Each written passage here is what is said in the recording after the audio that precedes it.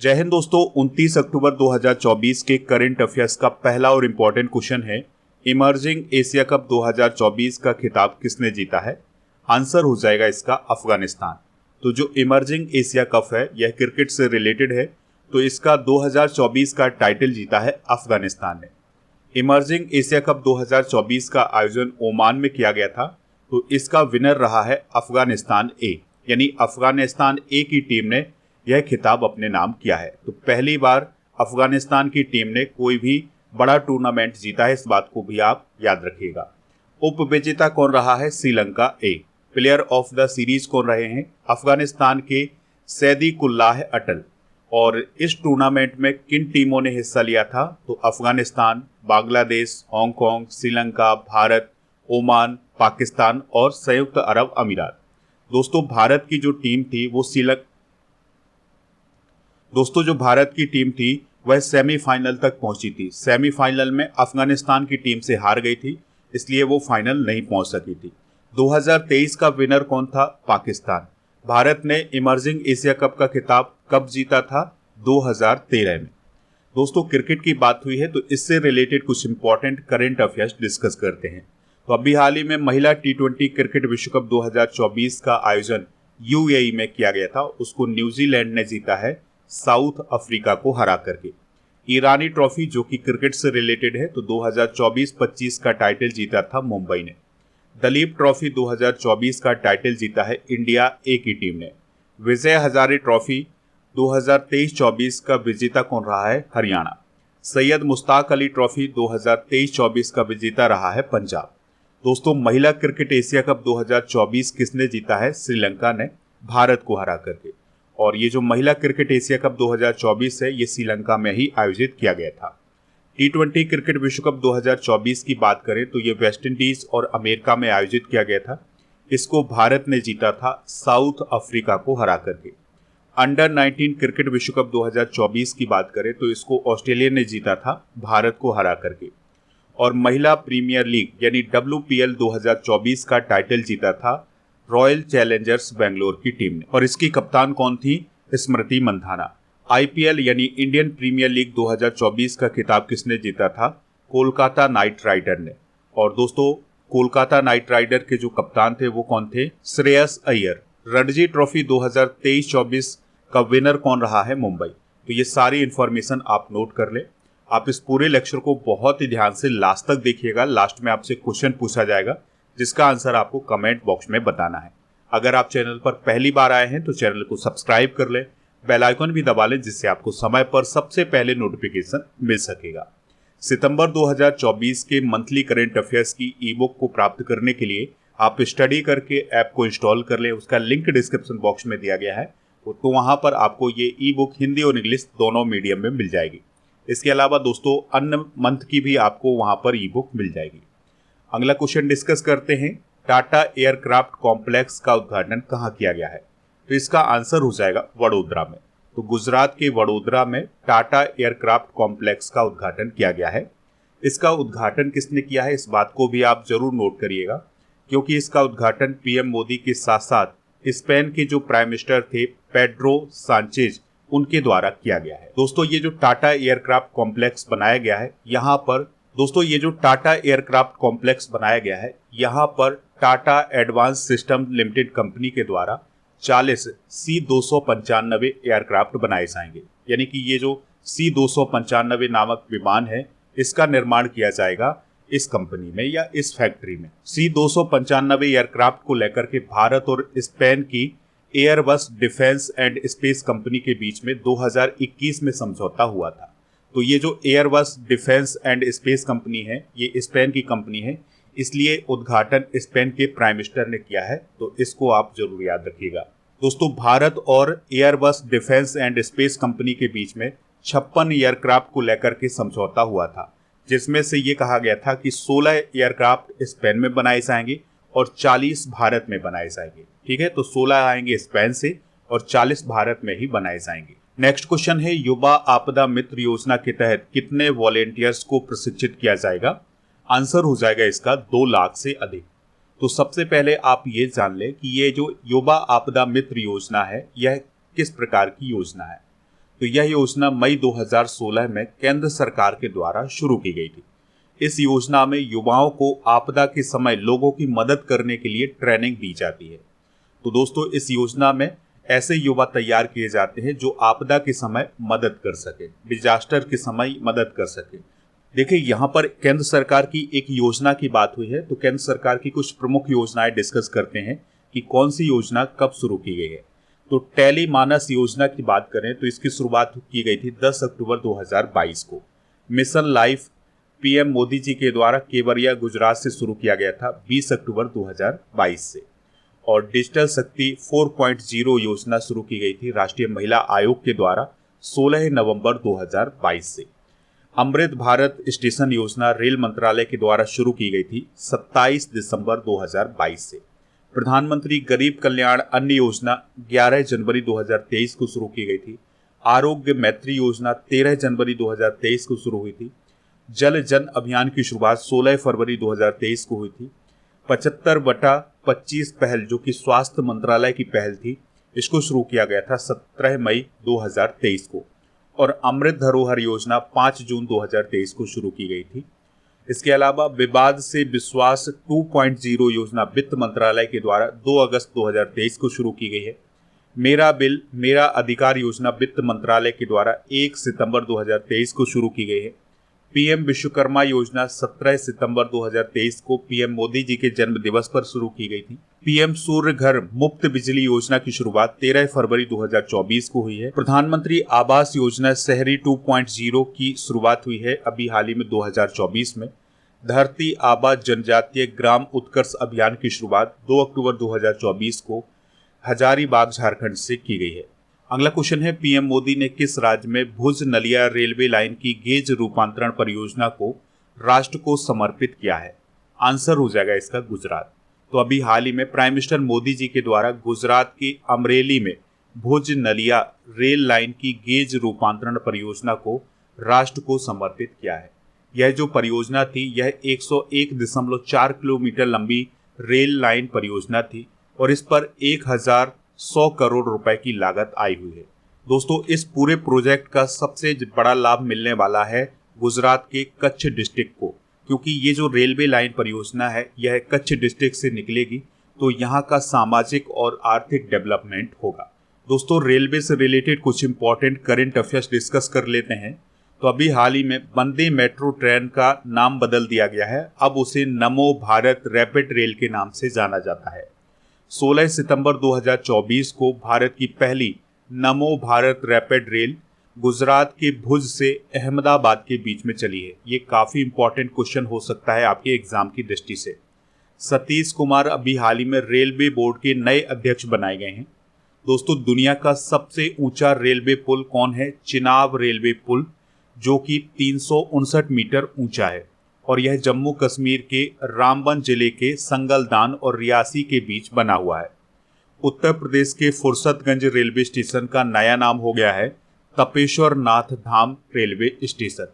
भारत की पहली वंदे भारत ट्रेन कब चली थी? 15 फरवरी 2019 को, और ये चली थी दिल्ली से वाराणसी के बीच में। पूर्वोत्तर भारत की पहली वंदे भारत ट्रेन असम के गुवाहाटी से पश्चिम बंगाल के न्यू जलपाईगुड़ी के बीच चली है। दोस्तों, सिक्किम के पहले रेलवे स्टेशन जिसका नाम है रंगपो, उसकी आधारशिला प्राइम मिनिस्टर मोदी जी ने 26 फरवरी 2024 को रखी है। अगला क्वेश्चन है, किस रोग के बारे में जागरूकता बढ़ाने के लिए सरकारी कार्यालयों को लाल रंग से रोशन किया गया है? आंसर हो जाएगा डिसलेक्सिया। तो दोस्तों, डिसलेक्सिया के बारे में जागरूकता बढ़ाने के लिए जो राष्ट्रपति भवन है, संसद है, इसके अलावा इंडिया गेट और जो अन्य सरकारी कार्यालय हैं उनको लाल रंग से रोशन किया गया था। ठीक है, तो ये न्यूज़ चर्चा में भी रही है, इसलिए ये क्वेश्चन काफ़ी इंपॉर्टेंट हो जाता है। तो जो अक्टूबर का महीना होता है यह डिसलेक्सिया जागरूकता माह कहा जाता है। तो भारत ने भी इसको मनाया है और उसके बारे में जागरूकता बढ़ाने के लिए जो सरकारी कार्यालय हैं उनको लाल रंग से रोशन किया है। दोस्तों, अब हम समझते हैं कि यह डिसलेक्सिया है क्या। तो डिसलेक्सिया एक मानसिक बीमारी है जो हमारे माइंड से यानी मस्तिष्क से रिलेटेड है। तो यह बच्चों में सबसे अधिक पाई जाती है, लेकिन ये किसी भी उम्र के व्यक्ति को भी हो सकती है। अब डिसलेक्सिया के मरीज को पढ़ने, लिखने और शब्दों को बोलने के साथ साथ याद करने और उसे बनाए रखने में परेशानी होती है। यानी कि ना तो वो ढंग से पढ़ सकता है, ना लिख सकता है, और ना शब्दों को वो याद रख सकता है, और ना ही वो शब्दों को जोड़ करके नए शब्द बना सकता है। ठीक है, तो इस प्रकार की बीमारी को डिसलेक्सिया कहा जाता है। अगला क्वेश्चन है, वर्ल्ड जस्टिस प्रोजेक्ट के रूल ऑफ लॉ इंडेक्स 2024 में भारत की रैंक क्या है? तो भारत 79वें स्थान पर है। इस इंडेक्स को किसने जारी किया है? वर्ल्ड जस्टिस प्रोजेक्ट ने। दोस्तों, इस इंडेक्स में ये देखा गया है कि किसी भी देश में रूल को किस प्रकार से लागू किया जाता है या किस देश में कितना कानून का शासन है। ठीक है, तो इस बात की जानकारी दी गई है रूल ऑफ लॉ इंडेक्स में। इसमें 142 देशों को शामिल किया गया था। भारत की जो रैंक रही है वो 79वीं रैंक रही है। पहले स्थान पर डेनमार्क रहा है।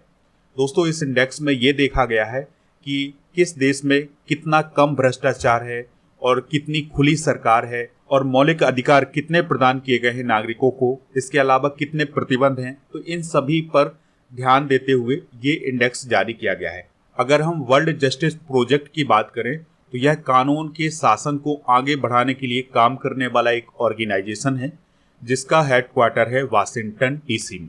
टॉप प्रदर्शन करने वाले देश कौन कौन है? तो डेनमार्क पहले स्थान पर है, दूसरे पर नॉर्वे है, तीसरे स्थान पर फिनलैंड है, चौथे पर स्वीडन है, पांचवें स्थान पर जर्मनी है। यानी कि इन देशों में जो कानून का शासन है वो बेहतर तरीके से चल रहा है। अगर हम निम्न प्रदर्शन करने वाले देशों की बात करें तो दोस्तों 142वें स्थान पर वेनेजुएला है, यानी यहाँ पर कानून का शासन बहुत कम है।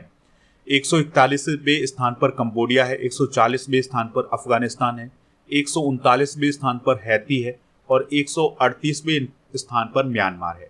तो ये है निम्न प्रदर्शन करने वाले देश। अगला क्वेश्चन है, वर्डा वर्ल्ड लाइफ सेंचुरी और वर्डा जंगल सफारी का उद्घाटन किस राज्य में किया जाएगा? आंसर हो जाएगा इसका गुजरात में। तो दोस्तों, गुजरात के देवभूमि द्वारका में कपूरदी चेक पोस्ट पर 29 अक्टूबर यानी आज वर्डा वन्यजीव अभ्यारण्य और वर्डा जंगल सफारी के पहले चरण का उद्घाटन किया जाएगा। और ये जो जंगल सफारी बनाई गई है वहां पर, ये 192 वर्ग किलोमीटर में बनाई गई है। यहाँ पर आपको एशियाई शेर भी देखने को मिलेंगे। तो अब गुजरात में दो ऐसे स्थान हो गए हैं जहां पर आपको एशियन लायन देखने को मिलेंगे। तो पहला स्थान है गिर वन राष्ट्रीय उद्यान और दूसरा हो गया है वर्डा वन्यजीव अभ्यारण्य। गुजरात में अगर हम वर्तमान की बात करें तो 674 एशियन लाइन है। ठीक है, तो ये सारे फैक्ट आप नोट कर लें। चलिए कुछ इंपॉर्टेंट करंट अफेयर्स डिस्कस करते हैं। तो अगर आपसे पूछा जाए गुरु घासीदास टाइगर रिजर्व किस राज्य में बनेगा, तो ये छत्तीसगढ़ में बनेगा। सोहेलवा वन्यजीव अभ्यारण्य को टाइगर रिजर्व कहाँ बनाया जाएगा, किस राज्य में बनाया जाएगा? उत्तर प्रदेश में। मध्य प्रदेश सरकार ने गांधी सागर वन्यजीव अभ्यारण्य को चीतों के पुनर्वास की योजना बनाई है, यानी कि अब गांधी सागर वन्यजीव अभ्यारण्य में भी चीते देखने को मिल सकते हैं। बिहार के नागी और नकटी अभ्यारण्य को अभी हाल ही में रामसर साइट में शामिल किया गया है। दोस्तों, उत्तर प्रदेश के सोहेलवा वन्यजीव अभ्यारण्य में बाघों का पहला फोटोग्राफिक प्रमाण अभी हाल ही में दर्ज किया गया था।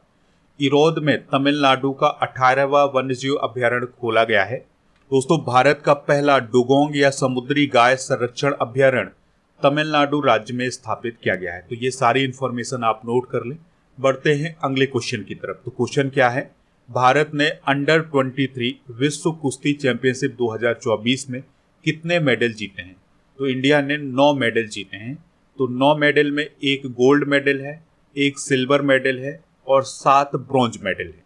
ठीक है, तो जो अंडर 23 विश्व कुश्ती चैंपियनशिप 2024 है, इसका आयोजन अल्बानिया के तिराना नामक स्थान पर किया गया था। भारत के मेडल विनर डिस्कस करते हैं। तो चिराग चिक्कारा ने गोल्ड मेडल हासिल किया है, अंजी ने सिल्वर मेडल हासिल किया है। इसके अलावा सुजीत और विश्वजीत मोरे, नेहा शर्मा, शिक्षा और मोनिका ने ब्रॉन्ज मेडल हासिल किया है। बात हुई थी अल्बानिया की, तो यह यूरोप महाद्वीप का एक देश है। कैपिटल इसकी तिराना है, प्रधानमंत्री हैं एडी रामा और करेंसी है लैक। ठीक है, तो ये सारी इंफॉर्मेशन नोट कर लें। अगला क्वेश्चन है, भारत और किस देश के बीच व्यापार, संस्कृति और रक्षा पर सहमति पत्रों पर हस्ताक्षर किए गए हैं? आंसर हो जाएगा स्पेन। तो आप सभी को पता है कि जो स्पेन के प्राइम मिनिस्टर हैं पेड्रो सांचेज, ये भारत की 3 दिन की यात्रा पर आए हुए हैं। जब भी कोई भी विदेशी नेता भारत में आता है तो उसका सबसे बड़ा मकसद यही होता है कि जो सहमति पत्र हैं या जो समझौते हैं वो किए जाएं। तो भारत और स्पेन के बीच में व्यापार, संस्कृति और रक्षा पर सहमति पत्रों पर अभी हाल ही में हस्ताक्षर किए गए हैं। इसके अलावा रेलवे, सीमा शुल्क और निवेश को लेकर भी समझौते किए गए हैं। और इसके अलावा दोस्तों अभी हाल ही में ये बताया गया है कि भारत और स्पेन साल 2026 को संस्कृति, पर्यटन और आर्टिफिशियल इंटेलिजेंस ईयर के रूप में मनाएंगे। भारत और स्पेन के बीच में जो व्यापार होता है वो लगभग कितना होता है, 10 अरब डॉलर का। ठीक है, तो ये सारी इंफॉर्मेशन नोट कर लें। देखिए, हाल ही में हुए कुछ प्रमुख समझौते डिस्कस करते हैं। दोस्तों हाल ही में हुए कुछ एग्रीमेंट डिस्कस करते हैं। तो हाइड्रोजन फ्यूल सेल बस के लिए अभी हाल ही में इंडियन आर्मी और इंडियन ऑयल कॉरपोरेशन लिमिटेड के बीच में समझौता हुआ है। एआई का उपयोग कर सड़क सुरक्षा बढ़ाने के लिए NHAI और IIT दिल्ली के बीच में समझौता हुआ है। चाबहार पोर्ट के मैनेजमेंट के लिए भारत और ईरान के बीच में समझौता हुआ है। भारत में नवीकरणीय ऊर्जा को बढ़ाने के लिए एप्पल और क्लीन मैक्स के बीच में समझौता हुआ है। स्थानीय मुद्राओं के उपयोग को बढ़ावा देने के लिए RBI और बैंक इंडोनेशिया के बीच में समझौता हुआ है। आयुर्वेद को बढ़ावा देने के लिए आयुष मंत्रालय और थाईलैंड के बीच समझौता हुआ है। भारत में फिनटेक इकोसिस्टम को मजबूत करने के लिए भारत सरकार और एशियन डेवलपमेंट बैंक के बीच में समझौता हुआ है। अगला क्वेश्चन है, कनक राजू कौन थे जिनका हाल ही में निधन हो गया है? तो वह एक फोक डांसर थे, यानी लोक नर्तक थे। तो उनका अभी हाल ही में निधन हो गया है। दोस्तों उन्हें 2021 में पद्मश्री से भी सम्मानित किया गया था। दोस्तों कनक राजू का रिलेशन किस स्टेट से है? तो उनका संबंध है तेलंगाना स्टेट से। और वो किस डांस से रिलेटेड थे? तो उनके डांस का नाम था गुसाडी डांस। ठीक है, तो ये सारी इंफॉर्मेशन नोट कर लें। हाल ही में हुए कुछ प्रमुख निधन डिस्कस करते हैं। तो अभी हाल ही में उद्योगपति रतन टाटा जी का निधन हुआ है। CPI के लीडर सीताराम येचुरी का निधन हुआ है। पूर्व विदेश मंत्री नटवर सिंह का निधन हुआ है। अच्छा, नटवर सिंह की ऑटोबायोग्राफी का क्या नाम है, ये आप कमेंट बॉक्स में बताइएगा। यूट्यूब की पूर्व CEO सुसान बोजस्की का निधन हुआ है। लेबनान के पूर्व प्रधानमंत्री सलीम होस का निधन हुआ है। पश्चिम बंगाल के पूर्व मुख्यमंत्री बुद्धदेव भट्टाचार्य का निधन हुआ है। एक्ट्रेस आशा शर्मा का निधन हुआ है। CSIR के पूर्व प्रमुख गिरीश साहनी का निधन हुआ है। इंडियन कोस्ट गार्ड के DC राकेश पाल का निधन हुआ है। और गांधीवादी शोभना रानाडे का भी अभी हाल ही में निधन हुआ है। नेक्स्ट क्वेश्चन है, एशिया क्लीन एनर्जी समिट 2024 का आयोजन किस देश में किया गया है? तो इसका आयोजन सिंगापुर में किया गया है। दोस्तों क्लीन एनर्जी का मतलब क्या होता है? तो उदाहरण के तौर पर हम समझ सकते हैं कि जो सोलर एनर्जी होती है वह एक क्लीन एनर्जी होती है, यानी कि उसको प्राप्त करने में किसी भी प्रकार का प्रदूषण नहीं होता है। तो इसे हम क्लीन एनर्जी बोलते हैं। अगला क्वेश्चन है, NTPC और भारतीय सेना कहाँ सौर हाइड्रोजन माइक्रोग्रिड स्थापित करेंगे? आंसर हो जाएगा लद्दाख में। तो दोस्तों NTPC यानी नेशनल थर्मल पावर कॉरपोरेशन और इंडियन आर्मी के द्वारा लद्दाख के चुशुल में सौर हाइड्रोजन आधारित माइक्रोग्रिड पर सहयोग किया गया है, यानी कि दोनों के बीच में अभी हाल ही में समझौता हुआ है। भारत और किस देश के बीच ग्रीन हाइड्रोजन, नवाचार और टेक्नोलॉजी पर समझौता ज्ञापनों पर हस्ताक्षर हुए हैं? आंसर हो जाएगा जर्मनी। तो जर्मनी के जो चांसलर हैं ओलाफ स्कोल्ज, वह भी हाल ही में भारत की यात्रा पर आए हुए थे। तो इस यात्रा के दौरान भारत और जर्मनी के बीच में ग्रीन हाइड्रोजन, नवाचार और प्रौद्योगिकी पर समझौता किया गया है। जर्मनी यूरोप महाद्वीप में स्थित है और जर्मनी की जो कैपिटल है वो है बर्न। अगला क्वेश्चन है, अंतरराष्ट्रीय इंटरनेट दिवस हर साल कब मनाया जाता है? तो इस क्वेश्चन का जो राइट आंसर हो जाएगा वो हो जाएगा 29 अक्टूबर को।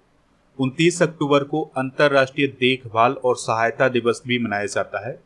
इंटरनेशनल एनिमेशन डे मनाया जाता है 28 अक्टूबर को और इन्फेंट्री दिवस मनाया जाता है 27 अक्टूबर को। इन्फेंट्री का मतलब होता है पैदल सेना। अगला क्वेश्चन है, रोहिणी गोडबोले कौन थी जिनका हाल ही में निधन हो गया है? तो वह एक वैज्ञानिक थी, तो उनका अभी हाल ही में निधन हो गया है। तो दोस्तों ये थे आज के करंट अफेयर्स के क्वेश्चन। चलिए अब हम कल के करंट अफेयर्स के क्वेश्चन एक बार रिवाइज करते हैं। सुल्तान जोहर कप जूनियर हॉकी टूर्नामेंट में भारत ने कौन सा मेडल जीता है? ब्रॉन्ज। वैश्विक प्रकृति संरक्षण सूचकांक 2024 में भारत की रैंक क्या है? 176। ग्लोबल फाइनेंस पत्रिका के द्वारा दुनिया का टॉप सेंट्रल बैंकर किसे चुना गया है? Shaktikanta Das. Miss grand international का खिताब जीतने वाली पहली भारतीय कौन बनी है? रेचल गुप्ता। हाल ही में खेल मंत्रालय ने किस पुरस्कार को बंद कर दिया है? Dhyan Chand lifetime award. WTT champions event के क्वार्टर फाइनल में पहुंचने वाली पहली भारतीय कौन बनी है? मनिका बत्रा। एक्सिस बैंक के MD और CEO कौन बने हैं? अमिताभ चौधरी। सुकांत कदम ने जापान पैरा बैडमिंटन इंटरनेशनल में कौन सा मेडल जीता है? गोल्ड और सिल्वर। सोहराई पेंटिंग का संबंध किस राज्य से है जिसको PM मोदी ने रूस के राष्ट्रपति को भेंट किया है? झारखंड।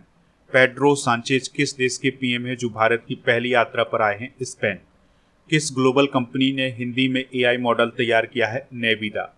और किस राज्य में पतंजलि के द्वारा 1000 करोड़ रुपए का निवेश किया जाएगा? मध्य प्रदेश।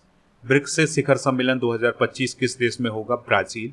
पहली बार कृत्रिम गर्भाधान के माध्यम से ग्रेट इंडियन बस्टर्ड का जन्म किस राज्य में हुआ है? राजस्थान। वेनोग वन्यजीव अभ्यारण्य किस राज्य में स्थित है जहां पर 95 पक्षी प्रजातियां और 22 तितली प्रजातियां देखी गई हैं? उत्तराखंड। आज के जनरल नॉलेज के पिटारे में हम कंप्यूटर से रिलेटेड फैक्ट डिस्कस करेंगे। तो प्रथम डिजिटल कंप्यूटर कौन था? यूनिवेक। और नॉर्टन क्या है? एंटी वायरस टूल है। वायरस क्या होता है? तो यह एक प्रकार का प्रोग्राम होता है। कंप्यूटर डंप होने का कारण है वायरस। और IC चिप किसका बना होता है? सिलिकॉन का। WWW का फुल फॉर्म क्या होता है? World wide web.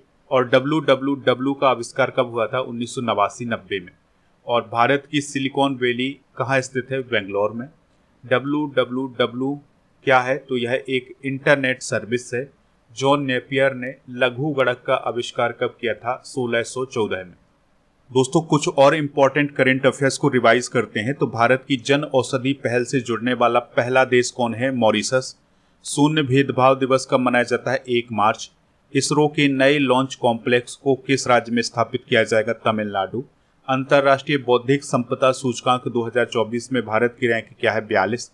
तभी महोत्सव किस राज्य या केंद्र शासित प्रदेश में मनाया गया है? Jammu Kashmir. Basic structure and Republic पुस्तक के लेखक कौन है? PS श्रीधरन पिल्लई। और स्वयं प्लस प्लेटफॉर्म किस मंत्रालय के द्वारा लॉन्च किया गया है? शिक्षा मंत्रालय। ब्रिटेन में किंग चार्ल्स तृतीय से नाइटहुड की उपाधि हासिल करने वाले पहले इंडियन कौन बने हैं? सुनील भारती मित्तल। कल के करंट अफेयर्स में आपसे पूछा गया था कि वारली पेंटिंग किस राज्य से संबंधित है? तो यह महाराष्ट्र राज्य से संबंधित है। तो लगभग सभी लोगों ने इसका आंसर महाराष्ट्र बताया हुआ है। आज का क्वेश्चन है ईरानी ट्रॉफी 2024-25 का टाइटल किसने जीता है? जो भी इसका राइट आंसर हो कमेंट बॉक्स में जरूर बताएं। ऐप को इंस्टॉल कर लें, लिंक डिस्क्रिप्शन बॉक्स में दिया गया है। ऐप पर आपको टेस्ट पास मिल जाएगा। यहाँ पर आपको 3000 से अधिक टेस्ट मिलेंगे जिसकी वैलिडिटी होगी 1 वर्ष की। दोस्तों ऐप पर आपको जनवरी से सितंबर तक की ई-बुक मिल जाएगी। इसके अलावा टेस्ट सीरीज वाले ऑप्शन पर डेली करंट अफेयर्स का टेस्ट मिल जाएगा, मॉक टेस्ट मिल जाएगा। और दोस्तों ई-बुक वाले सेक्शन पर करंट अफेयर्स की ई-बुक के अलावा आपको GK की ई-बुक भी मिल जाएगी। तो इन सभी को आप वहां से प्राप्त कर सकते हैं। टेलीग्राम चैनल को ज्वाइन कर लें। हमारे टेलीग्राम चैनल का नाम है स्टडी कर ऑफिशियल। दोस्तों आप हमारे व्हाट्सएप चैनल और इंस्टाग्राम पेज को भी फॉलो कर सकते हैं। इनका लिंक डिस्क्रिप्शन बॉक्स में दिया गया है।